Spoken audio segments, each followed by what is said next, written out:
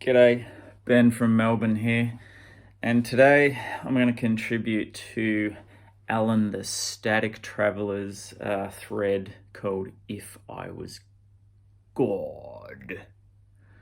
So, before we get into the questions, I just want to straighten up a few things about God. A few facts that I'm sure many of you don't know.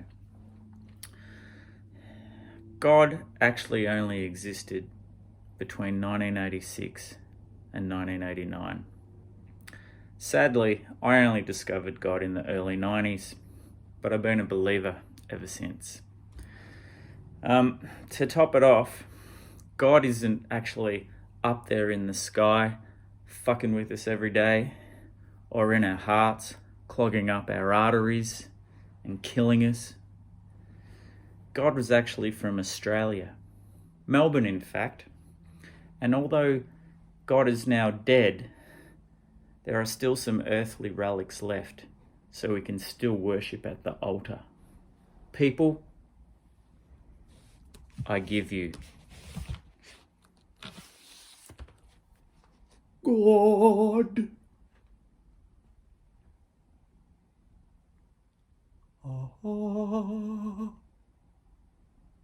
Okay, now that we've got that cleared up, let's get on to the questions.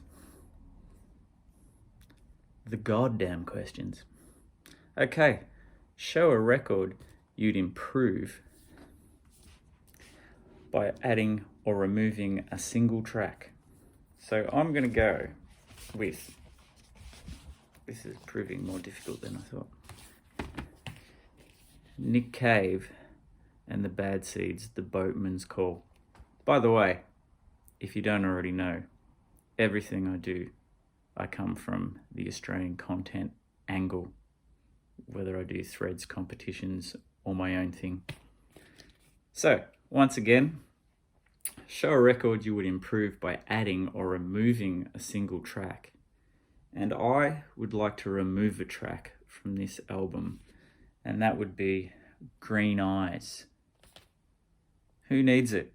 It's some spoken word malarkey which doesn't work in my opinion and is kind of a crap ending to the album. For that matter, Black Hair's not that much better. But other than that, this is one of Nick Cave's best records of the 90s. And I'd improve this album by adding, for a little bit of levity, off the Into My Arms single, the track Little Empty Boat. Right at the end of the album, just after such a heavy record about loss and love and life and death, which is pretty much every Nick Cave record, a bit of Little Empty Boat at the end would be nice. It's on this single, but it's also on that box set that recently come out of all of his B-sides and other ephemera. Right, next question. Show a record by an artist you would resurrect from the dead. Now, yeah, that's right. This is AC/DC, Back in Black. And it's not Malcolm I'm going to resurrect from the dead. It's Bon Scott. Because, god damn, I would have loved to have heard what he would have done with this. He was still alive and heard a lot of the riffs which Angus and Malcolm were coming up with for this, and nothing against Brian, did a fantastic job, but I'm a Bon Scott fan, and I just think he would have smashed this record to bits, would have been amazing. But we'll never get to know. Next, which record that you own would you obliterate from the face of the earth, erasing all memory of its existence? Well, I'm going to show two records. Now, I'm a fan of King Gizzard and the Lizard Wizard, and also a fan of Eric Moore, formerly of King Gizzard and the Wizard Lizards label Flightless. And there was a time where I would just blindly buy anything that came out on Flightless. and had a really good success rate. And I thought, I can't lose with this one, because this was the drummer from Ambrose Kenny Smith's, if I've got that right, yes, Ambrose Kenny Smith's band, the Murlocs, formed his own band called Baked Beans. That should have been a red flag. Never buy a singing drummer's record. We know how good that goes. Foo Fighters.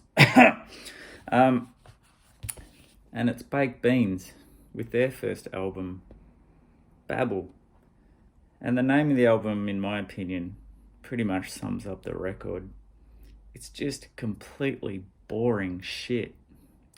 But as I'm a glutton for punishment and a completist, I bought their follow-up album when they just changed their name to Beans and lost the bake. Sorry, the baked. Wouldn't have mattered if it was bake or beans or baked beans or beans. It's still terrible. It's just so generic and boring, and just all the rock cliches you could think of in the bad way. Sorry. All right, show a record cover which displays something of the power of nature. Now, I've recently shown this record, but I don't think you can display the power of nature much better than a volcano with Buffalo's volcanic rock. And only a god could stand above a volcano like that. And only a god, I'm assuming, would have no genitalia either. Next, 3 musicians you would Frankenstein together to produce a super musician. Well, first, of course, Roland S. Howard for his amazing guitar playing and songwriting. As you probably already know if you've seen any of my videos, I think this guy's the most original guitarist to come out of Australia, and one of the great songwriters in awesome bands like The Birthday Party, Crime in the City Solution, These Immortal Souls, and released 2 great solo records as well. So the other 2 I'd Frankenstein him with are Malcolm and Angus Young, and not for their musical skills, for their business acumen, because hopefully they would guide Roland to become a household name as something as you would think unsellable as AC/DC probably seemed to be in the early 70s. They then went on to become bigger than the biggest thing you can think of. So even if Roland just got a little bit of that Nick Cave size love, that would be a good thing. Right. Show a record by 1 male artist and 1 female artist you would save from the end of the world to entertain you in heaven forever. Now, I took this differently, and not just the record. I'm saving the people. And my first one is Tex Perkins. This is Tex Perkins' Dark Horses album. And of course, Be Suburban. And one of his more modern bands, The Ape. Reason I picked Tex is he's endlessly entertaining, talented, he can rock, he can croon, and he's goddamn funny too, which I think you would need. All 3 of those, 3, 4, I don't know, but you would need all of those things if you want to be entertained forever. And for the female artist, I chose Adelita of Magic Dirt and solo fame for similar reasons, because again, she rocks, she does mellow in a beautiful dark way, and she's vegan. All right, show a record which depicts 1 or more of the deadly sins: lust, gluttony, greed, sloth, anger, envy, pride. Well, I'm going to go for lubricated goats, forces you don't understand. I think this probably covers all 7 with a look at that cover. Even just the name Lubricated Goat makes you have bad thoughts. And, you know, yeah, see what I did there? Sacrilegious. Right, what are we up to? Number 8. Show a record by an artist, if you can, who you would assign to hell forever for musical crimes against humanity. Well, I don't have it, but I'm going to assign Men at Work's Cargo to be go to hell forever.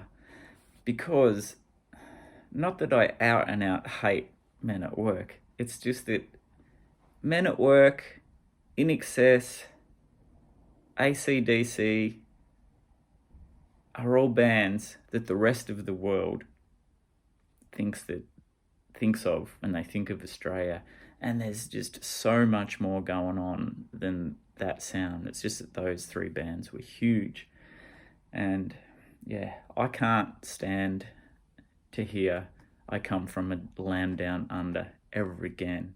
I'd prefer like knitting needles in my ear holes than to hear that song again. And I just don't think it represents the awesome, rich music that comes from this country. In the same way, I don't think that, I don't know, Harry Styles represents the UK's rich, amazing music scene. Or maybe, what are they called? The Eagles. Oh, let's get international. What a waste of oxygen. And while we're at it, what about Fleetwood Mac? Oh my God. Not Peter Green though. Love that era. Van Morrison, mega wanker. Them, beautiful. Coldplay, I can't even summon up hate in my heart. They're so beige and goddamn boring. Janis Joplin, don't get it. Sounds like Marge Simpson singing to me. Steely Dan, oh, those perfectionist, pretentious wankers. I'm feeling the hate from the VC coming my way, because I think I might have sunk the boots into a few favourites there. And I'm going to end that with my most hated of all, who I kind of like having around because it gives me something to... I enjoy hating bands a lot, and that would be U2. And they never let me down, like recently. What are they doing in goddamn Ukraine? Who needs to hear your shitty songs played shittily in the Ukraine? What a pack of idiots. What self-important losers with terrible songs. And one of my other favourite things about them was on that video, It Might Get Loud, with the Edge, with his 9 million guitar effects pedals, and he switches it all off to show what he's actually doing. And even he has a surprised look on his face, which says, I'm really doing fuck all with the guitar on this one. It's hilarious. Oh, I hate him, but I love hating him. All right, I've waffled on a bit long there, because it's really this coming from me and not if I was God. Last question was, I can't even speak. In your benevolence, which VC channel would you bestow 1 million subscribers to so they may never have to work again and indulge us all with their videos ad infinitum? It cannot be your own. I'm going to go with the great Garner from Born Out of Time. Although he's retired, so he doesn't have to work anyway. But I would love to see him put up videos of his amazing 7-inch collection covering rockabilly, garage, punk, power pop, you name it, just all the best of the best stuff. And he's got the 7-inch, and a lot of them are originals, which is like, it's like the I don't know, Pandora's box of awesomeness. Maybe I got that wrong. I think when you open Pandora's box, bad things happen. But whatever. You know what I mean. All right, that's me. Details of the Static Travelers channel and Garner's Born Out of Time will be below. See you next time.